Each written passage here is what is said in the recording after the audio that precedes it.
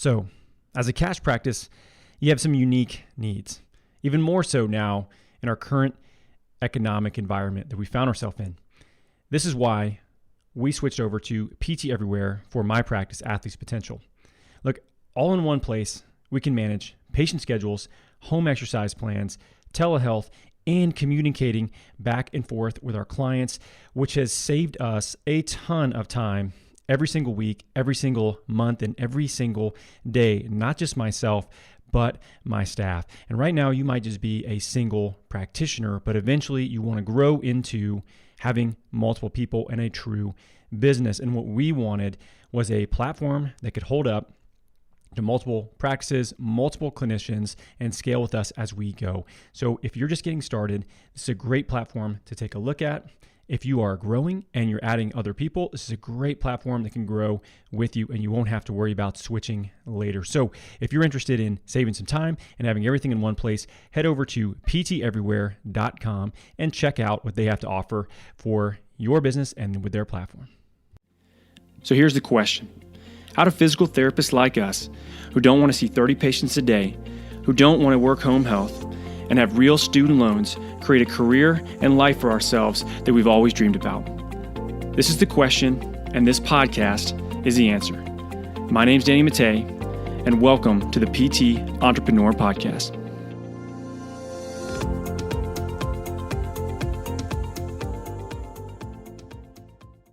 What's up, guys? Dr. Danny here with Eve GG, and we got our friend Jaxie Meth on from The Method Performance and Physical Therapy in Boston, Mass. I love Boston accents. I think you guys have like such a distinct, unique accent, and I'm excited to chat with you today about your practice and share sort of your journey. It's such a cool story. I stopped you while you were trying to tell me it because I didn't want to ruin it for everybody. But Jaxie's somebody we had a chance to work with earlier this year. They came through our Clinical Rainmaker program. Ironically, you were classmates with our boy Roger. Is that right? I was a little bit above him, yeah. So you're a little ahead of Roger. Okay, so Roger St. Onge, who's in Massachusetts as well, on the other side of the state, cash practice owner, but is on our team with PT Biz as one of our coaches. Just great guy. Got connected with you guys, and you saw, Roger's kind of killing it. What the hell are you doing? He was crushing it. Yeah. In Western Mass, where I'm from, and I was like, okay, hold on. Yeah, the demographic is different, right? It's like maybe different. It's not Boston. And so anyway, it was cool. We got a chance to kind of get you connected with him and do a little bit of work with you. But what we want to do in particular is last year was a weird year. It's still weird right now. You're telling me a little bit about Boston, but really want to be able to highlight, your story, because I think it's going to be super similar to a lot of people, but the way you took it after March, when I'll let you kind of tell your story, and what you've done so far it's super impressive. So it's something that we wanted to really be able to highlight. So let's start with this. Give us your sort of origin story. How'd you get into physical therapy, first of all? And then why cash practice? Why did you decide to go this way last year? Yeah. So thanks for having me, first off. So I knew I wanted to be a physical therapist right around when I was 8 years old. My grandmother had a hip replacement and did her rehab at my house. And I thought it was the coolest thing that this woman would come to the house. I would run home from middle school. Granted, it was like 2 blocks, but I would run home to make sure that I was there to watch grandmère do her hip replacement rehab and like stand and do her standing hip abduction. And I was just enthralled by it. So it was my first experience. And then I was an athlete my whole life growing up. I was a big swimmer. I was in and out of PT. And then 2 days after I signed, I also played a lot of soccer. 2 days after I signed to play soccer at UMass, I tore my Achilles tendon, ruptured. So that was kind of a big deal when you're a senior in high school. So then found myself back in PT and really got to do like a whole continuum from surgery to getting back out on the field.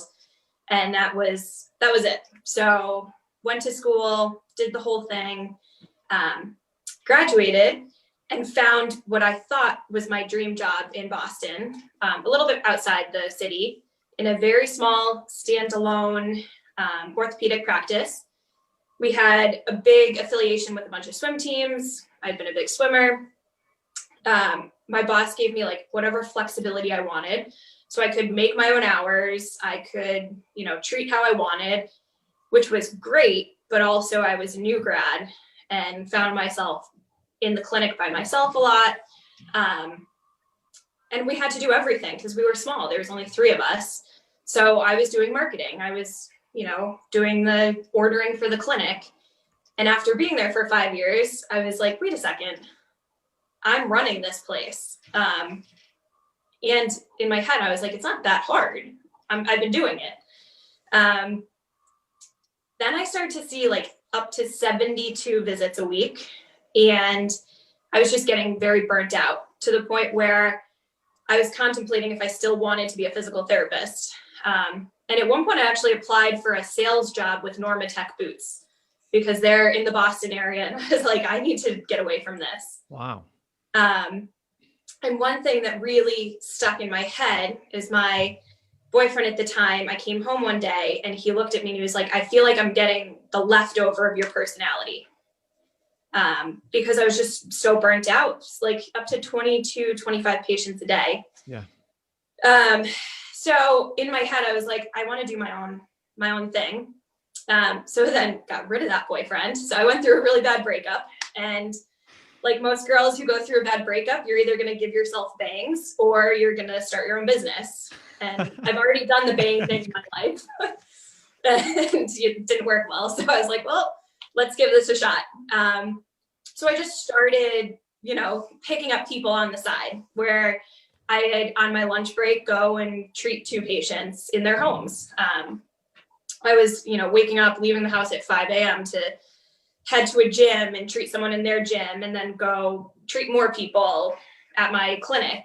And it really started to just snowball. And I was like, this is awesome. But then I was working from 5 a.m. to 10 p.m. every day, weekends. I was making a ton of money, but I just had no life.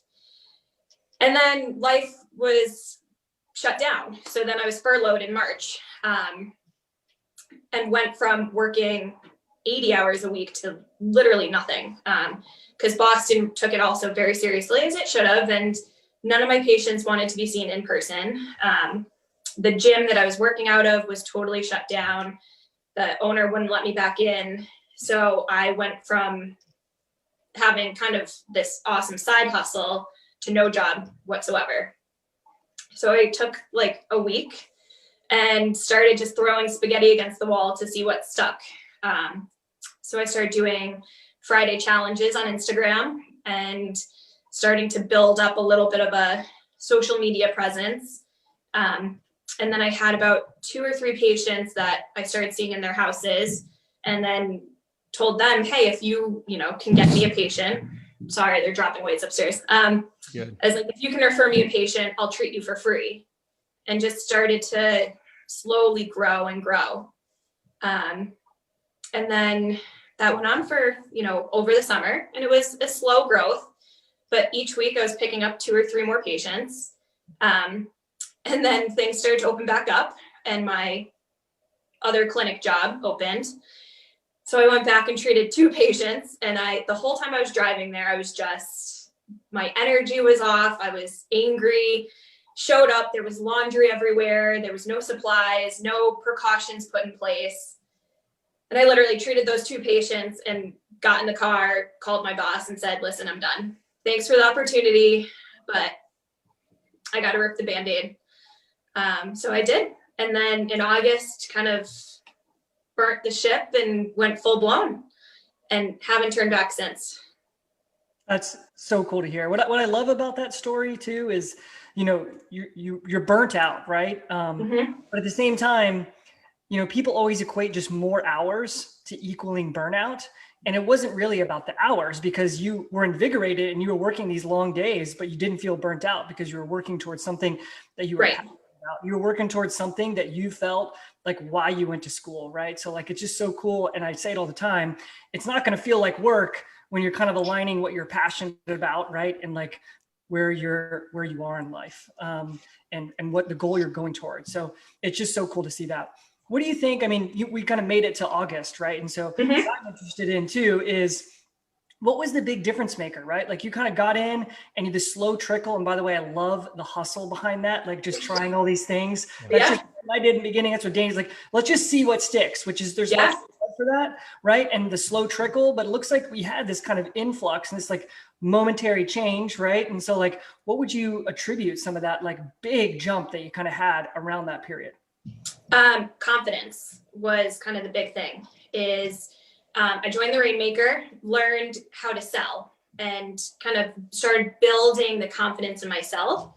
And I think I started going to therapy too, which I feel like most people should go to therapy. I do it every month, by the way. Big shout out to mental health. Get ahead of that shit. You don't want, it's just like such an important thing as an entrepreneur in particular, because it's so stressful. Yeah. So I started going to therapy, but I also kind of took the ownership off of myself. And basically was like, I have an amazing service. I have a great product, that people are going to be lucky to have access to, and that I can make a change in their life. And if they don't want to work with me, or I have to do this super hard sell, then they're not the person for me.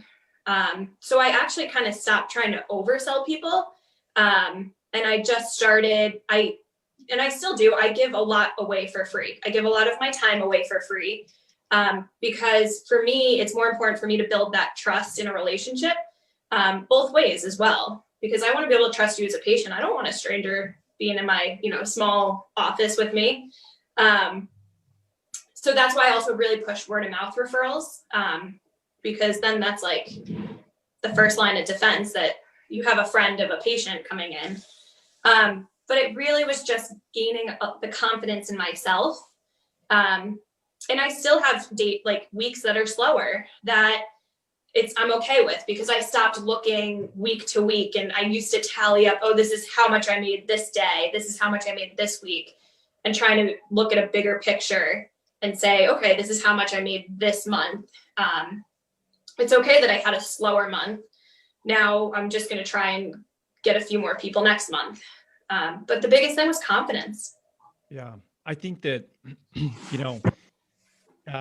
it's just conviction, right? In the fact that what you do is valuable, which, for you also corresponded with a price raise. So even like charging more and being confident in that price point, that what you do is a steal, is something that, it can be a little bit difficult to cultivate, So for you, as you looked at, making this your full-time thing, I guess sort of being pushed into that, where do you feel like you really had to really focus on in terms of details of building that conviction? Because I know there's a lot of people that are in similar stage as you, and we see this over and over again. Somebody's maybe stuck around like $3,000 to maybe $4,000 or $5,000 a month, and they just can't seem to kind of get past that. And we can't necessarily live off of that.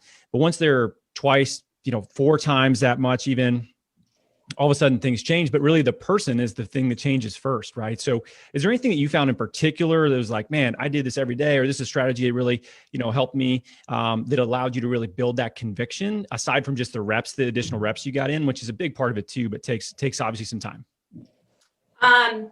So I think the big chicks out, I walk to my office every day, nice. In silence. So I guess I could probably use my time a little bit better and listen to something like a podcast or something. But for me, I do my 2-mile walk to the office just without my headphones on. Sometimes I'll call my mom, but just as like a me time, where I just kind of reflect on what I wanted, get out of the day.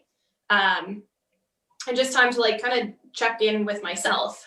And that's something I've never done before, mainly because I've never allowed myself the time, because always the constant hustle.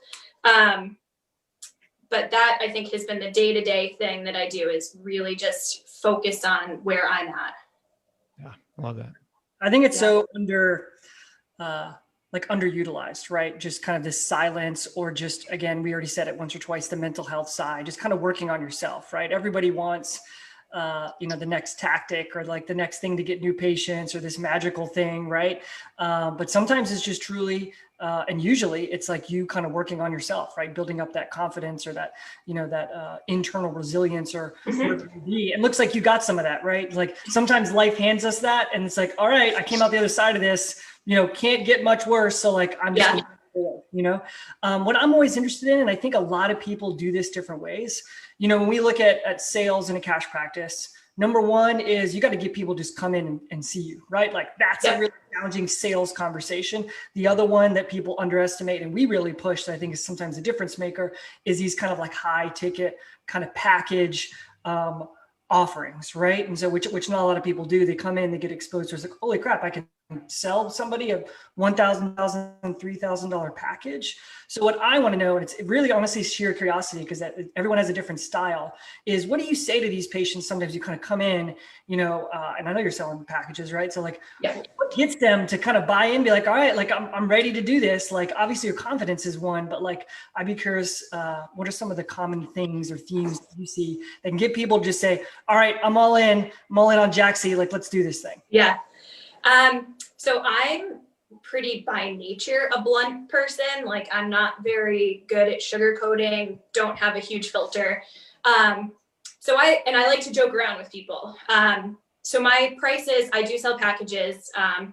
My prices are pretty substantially knocked off for a package. And I'm pretty upfront with people and say, this has been something you've been dealing with for, 10 years sometimes. It's not going to get better in one visit. And I'm like, and a package gives you the accountability, but it also holds me accountable myself. And I kind of throw it on me too. And I'm like, I'll, keep sending you exercises here and there if you want, but you're going to quickly leave my memory if I don't have the accountability from you, because I'm not going to hold myself accountable to you. Yeah. So I use that a lot.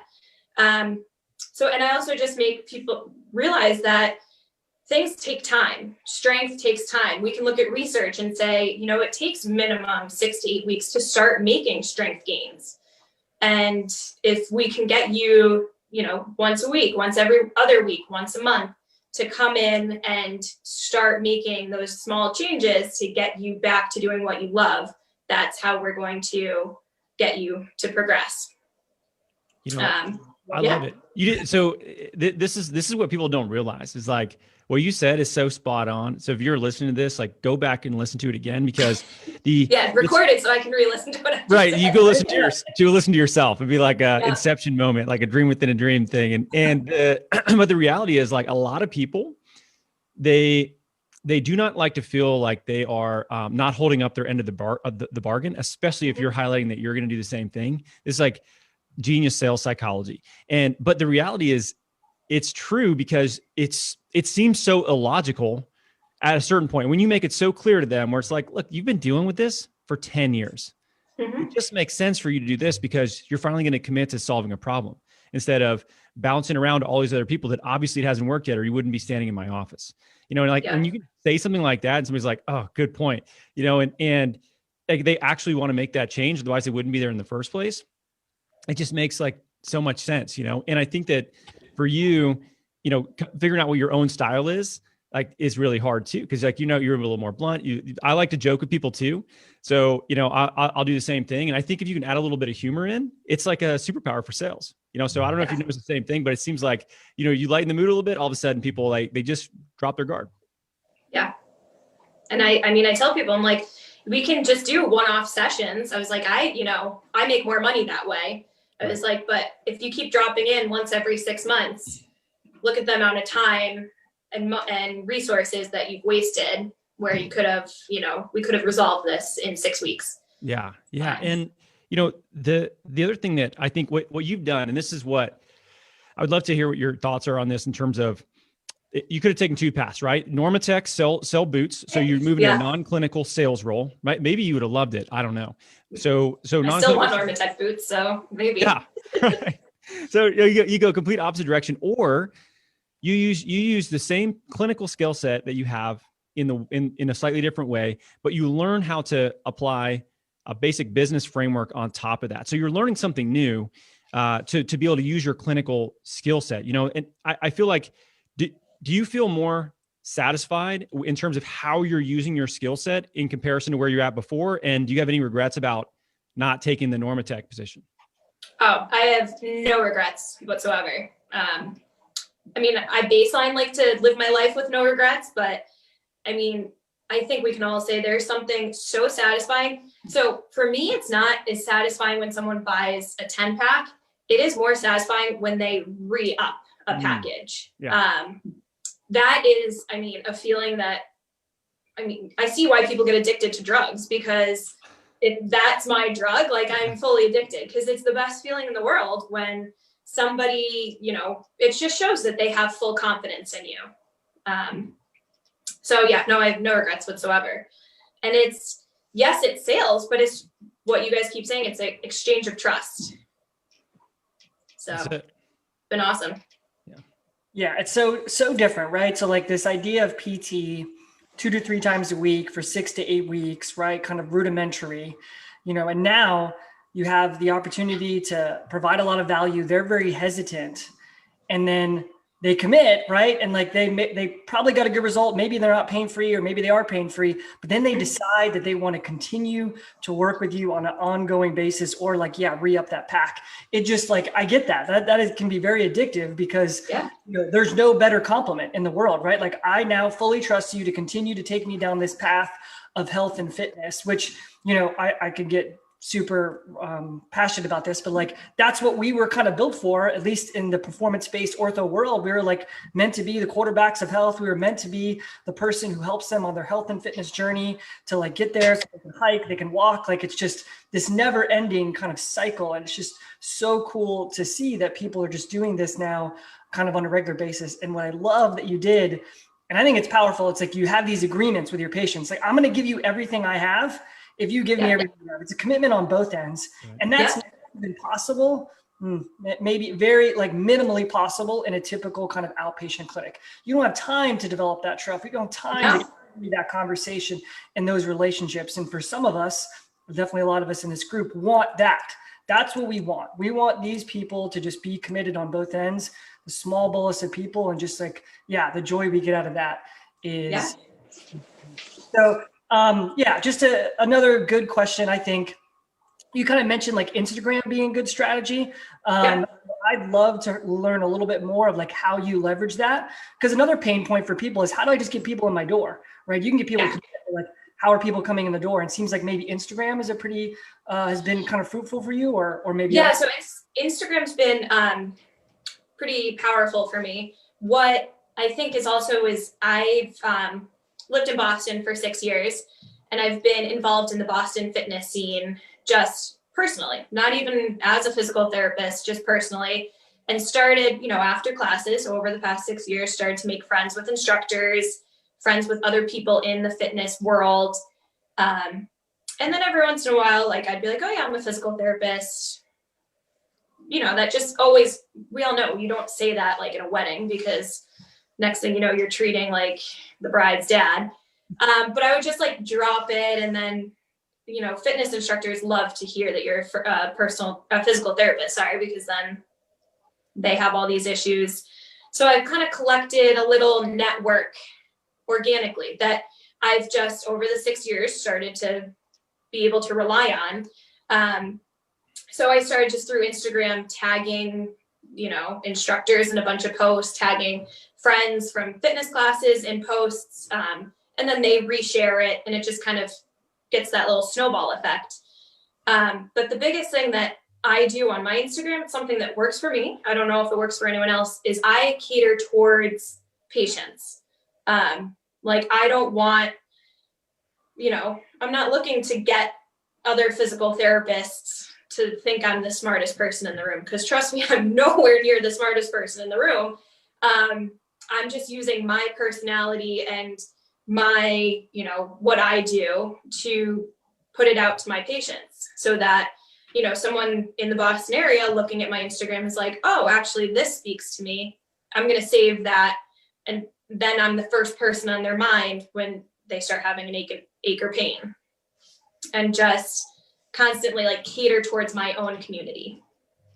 Yeah, your Instagram strategy is awesome. Definitely go check out Jaxie's Instagram. Is it the method at the method? Is that what it is?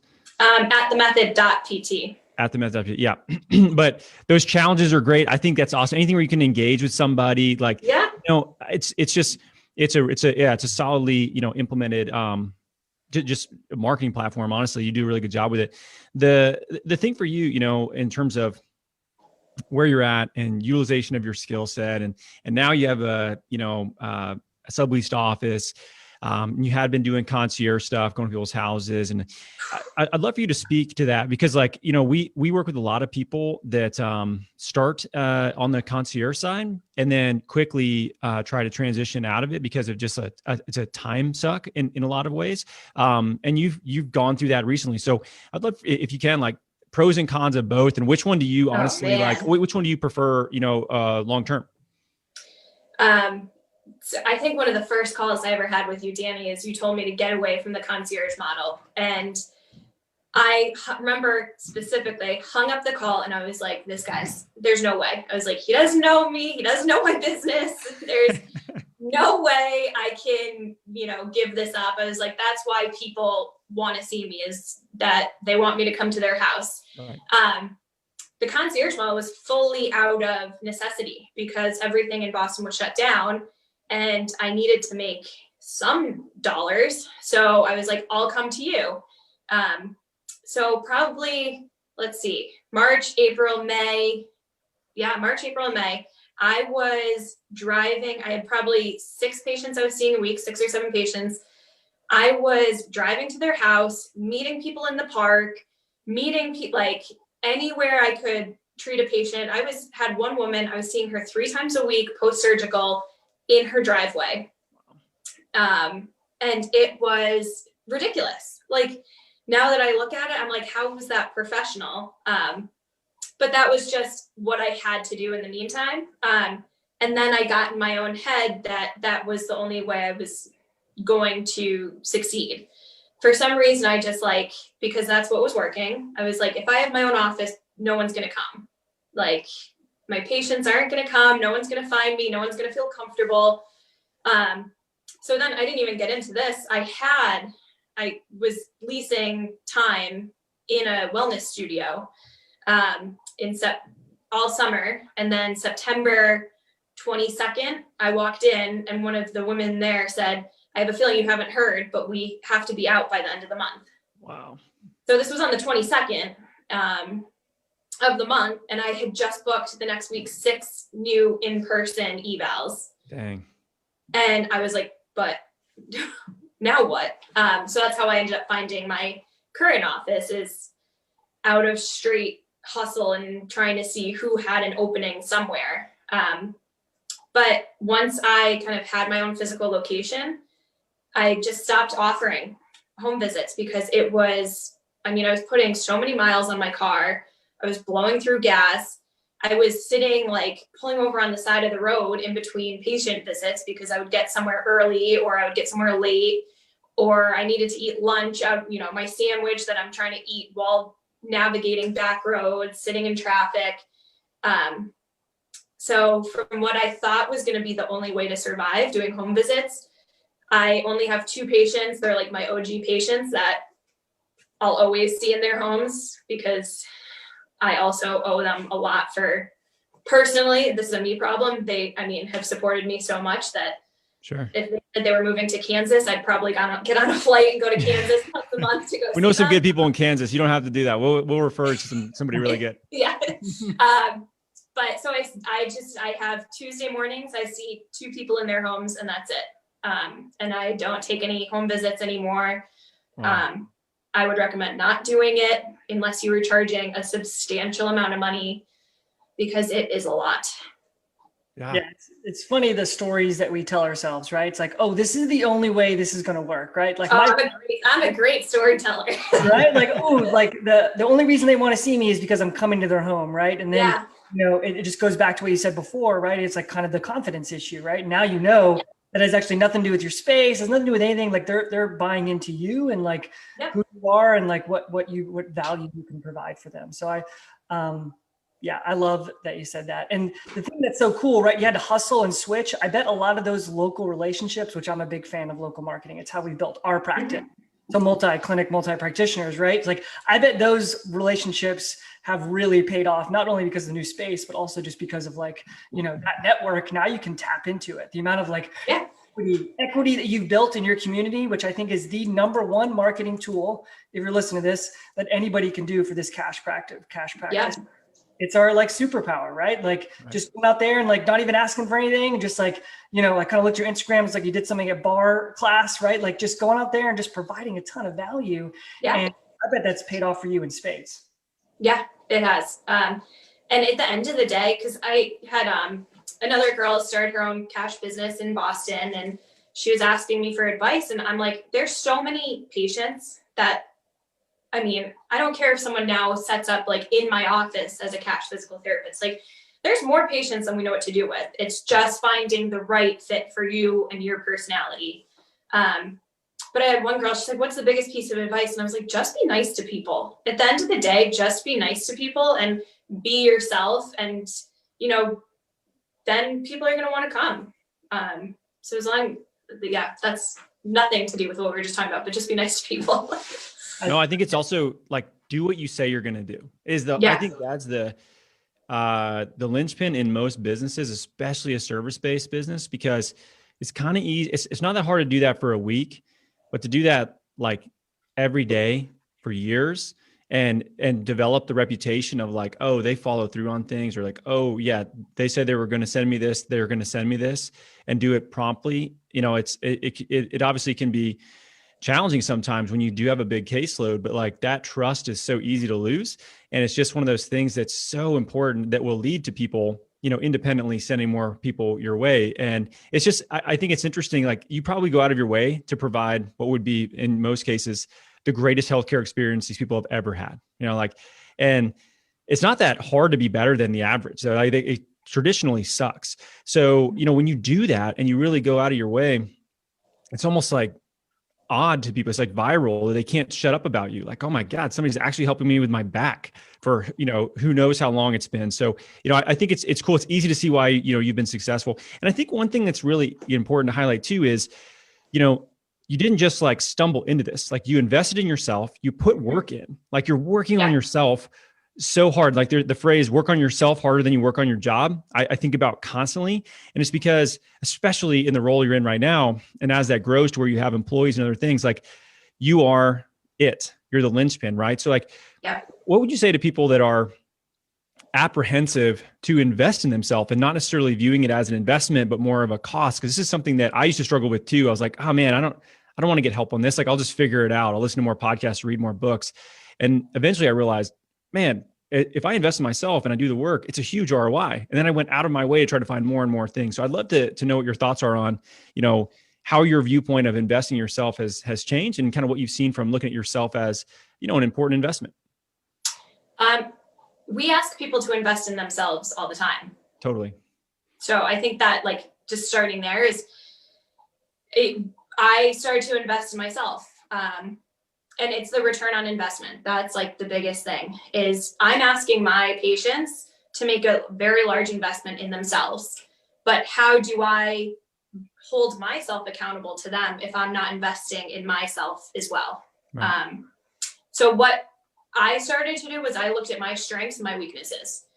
And I have a lot of strengths that I'm very proud of. I have a lot of weaknesses that my ego was holding on to when I was like, I'm going to do it all myself. I'm going to teach myself how to build a website. It took me so long to build a website. And it's, that's not my strength. How much time did I lose trying to build my own website? I did it. I'm very proud of my website, but looking back now, because I didn't want to give up the, say $1,200 for someone to do a gorgeous website. I was like, I don't have that money. I'm not going to make it back. But to be honest, that's one package. Right. Could have paid for my website. That one package of like 6 hours worth of treatment it cost me I probably spent like 25 hours on that website. Damn. So that is like just a very, you know, blanket statement of I took the time to invest in myself, and I still do. And I'm not scared to anymore. I think I was super scared to. And the first investment I made was to join the Clinical Rainmaker. And I literally, within the first month of being in the program, I made back my money plus some. So just for me, it was recognizing my weaknesses and letting go of the fact that I can't be good at everything. And no one wants someone that's good at everything. So I realized I can't be good at everything, and then trying to find people to support me in those roles. That was really a big change for me. Yeah, we're basically becoming best friends during this entire conversation. I love it, right? That's so good. I mean, you know, the time is money kind of thing, right? Like once you realize that, it's so powerful, right? It's like, I could spend 25 hours, or I could, spend 1,200. And again, I could just make that on a thing I'm really good at, which is getting commitment, being blunt, and making sure that people, work shit, right? Like instantly think about the hours and monetary gain you just, from that point on, have now like in your lifetime. It's just absolutely powerful. And you're right. The first one is typically the hardest. I think that first time you take a course, or you get a therapist, or like you get a coach or whatever, it's so challenging, because I think the scariest part, and you can see it, tell me if it's similar for you, is like, it's really scary because you're betting on yourself. And that's sometimes like the hardest bet to do. It's like, well, I can't make any excuses anymore. I've now made this commitment, and I have to do it right now. I'm also, my nature is I'm very goal driven. So for me, I found myself, I set up goals because I'm, it goes back to accountability. If I don't have anything to hold myself accountable to, I'm just not going to do it. So I make attainable goals for myself.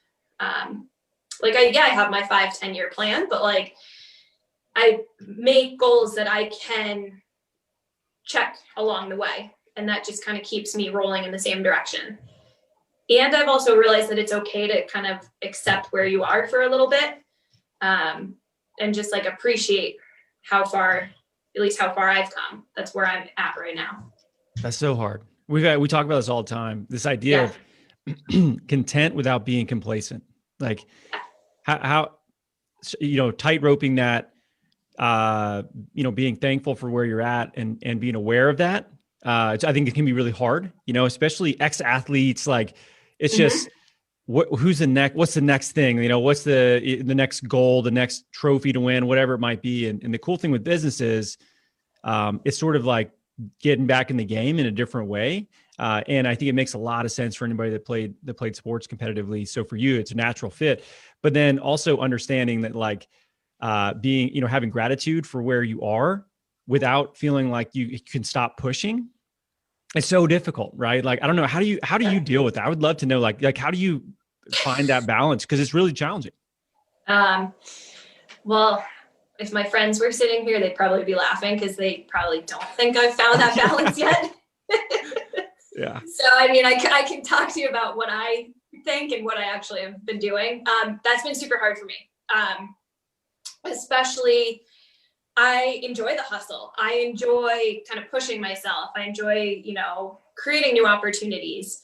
And it really has taken a lot to take a step back and just, I had a massive year. I had a huge year. And there's always that little, thought in the back of your head is, if I don't stop innovating, if I don't stop pushing the limit a little bit more, I'm going to lose my momentum. But this is also the first time I think I've ever had a life since graduating from PT school. Is I literally moved out to Boston and I was like, I'm doing this, I'm doing that. This is the first time I'm able to like not eat out of a Tupperware container for dinner. Like, so I'm cooking dinner every night. So I'm trying, and I'm always working on it, to just enjoy where I'm at right now and keep cultivating what I'm doing. I want to prove to myself that I can stay consistent for at least 3 months without having, like a roller coaster up and down before I kind of move on to the next phase and goal, which for me is getting my own standalone location and Awesome.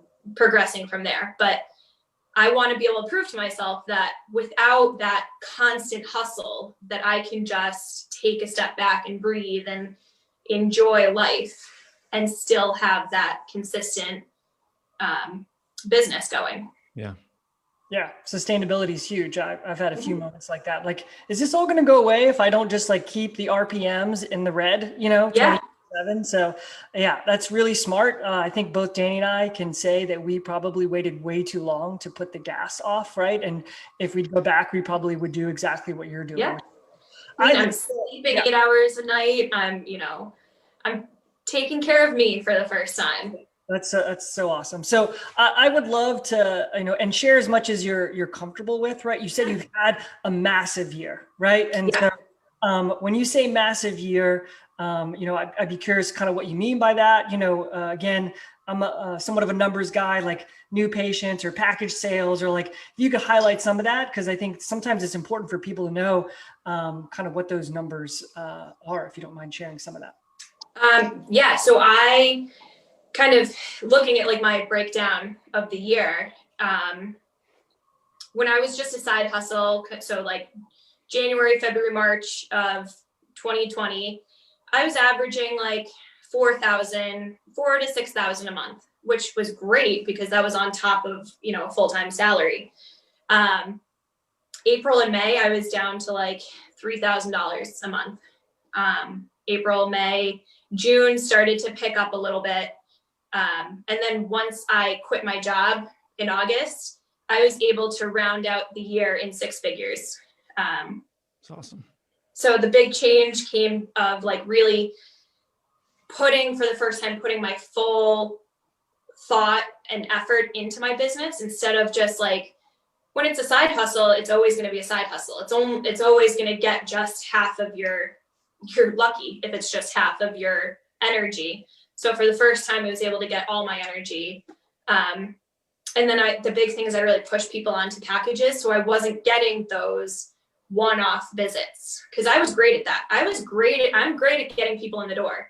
Like I can get you in the door. But without having a package, I was getting that like 2 or 3 visit drop off because everyone feels better after 2 to 3 visits. Yep. So just getting people to realize that, yeah, you're going to feel better after 2 to 3 visits. You're going to feel even better after 4 to 5. And we can guarantee this isn't going to come back after those 6+ visits because then we can actually make changes. So once I started to get that across to people and get those packages going, then I was averaging, 12 to 20 a month. And then they buy more packages. And then they buy more packages. They come back. 6 figures in a year where you're part-time side hustle, got let go from your job, during a global pandemic. Let's put all this in perspective for a second. Like, because I think it's important for people to hear this because we see this with all the people that we get to work with. And oftentimes I think that it's hard to believe some of this as a clinician, especially coming out of school and you're like, all right, man, I'm going to make like $75,000, $80,000. Maybe if I'm lucky, I'm going to be a clinic director. If I get to there, it's not just about money either. It's what it comes down to is if you can use your skills in a way that make you more, it make you happier, feel more content with how you're using your skill set. You really enjoy the people you're working with. You have more energy afterward than, you did when you were working somewhere else. So I think is like worth that 6 figures a year right there. If you did make it, the way you feel is so amazing. And the difference is huge, but like that's just the beginning, right? Like you literally didn't even have a full year of full-time business under your belt. So to see the progress it's amazing. I would love to know, like, what's your vision for the method? Like, what do you want to see this look like over the next 5-10 years? And in a perfect world, what does it look like? So I want it to be a community. So that's my big thing is being an athlete. I mean, we're all team players. And so I want to really have a team and not just necessarily a team of people working for me, but a team of a community of like-minded individuals that want to take care of their health and wellness, want to stay in touch with what's going on with their bodies, and kind of a place where people can come to and feel accepted and feel good and appreciate what their bodies can do. So that's really where the method is going. Is I want it to be, a brick and mortar spot that people walk in and just have a space where it's not necessarily about competition. It's not necessarily about, who's the strongest, who's the fastest, but who, just a group of like-minded people that want to just feel good and move and feel good moving. Yeah. We need more of those types of places. Let's just go ahead and be honest, right? How are there not thousands of those places? And I think the cool part is, your kind of mission and vision is just very similar to all the people, right? That we work with. A lot of us PTs feel that exact same way. And we think, again, somewhat beating a dead horse, but we kind of go into PT school and thinking that's how it's going to be when we get out of school. We're going to go to this clinic and that's what it's going to be like. And we realize very quickly that it's not what it's like. We're doing laundry. We're just working for a boss who's burnt out and doesn't care. And, but the cool part is we realize now, more of us, that we can go create these communities for ourselves, that there's this huge hole. I think it's a massive hole of that we can just keep filling, just as you said, and I feel the same way about Charleston. There could be a dozen other cash clinics and we could all thrive because it's such a gigantic need. Exactly. Huge. So Jaxie, I was going to say, this has been a great talk. I want to make sure we're respectful of your time, because I'm sure as busy as you told us you are, you probably got plenty of people that you need to work with today and work to handle. So what I want to do, just be able to give you an opportunity to shout out your business. And if people want to learn a little bit more about where you're at, potentially work for you one day, because you're getting to that point pretty soon. You want to work for a cool boss in the Boston area. Shout out to Jaxie. So let us know, where can they find out more and where can they hit you up on social media if somebody wants to connect? Yeah. So definitely follow me on Instagram. That's usually the easiest place to find me. It's at themethod.pt. All my contact information's there. My email, website's www.themethodpt.com. And I'm in Boston in the South End, and also doing virtual consults still, because aren't we all? 2021. And definitely love to help anyone. I love mentoring as well. It's just, there's something so nice about giving back and helping other people. And I also just opened up a scholarship today. So if you're someone also that is looking for physical therapy, but you don't have the means to, and you don't necessarily have to be in Boston, we can do it virtually as well. I'm going to be taking on one new patient per month for 3 visits over the course of 3 months. So you can definitely do that virtually as well, just as a way to give back. So that's where you can find me. That's awesome. Eve, anything to end with? No, I love it. I appreciate you taking the time. I thought this was insanely valuable. Thanks for having me. Yeah. Easy conversation. Jaxie, thanks so much for your time. Guys, as always, thanks for watching, and we'll catch you next time.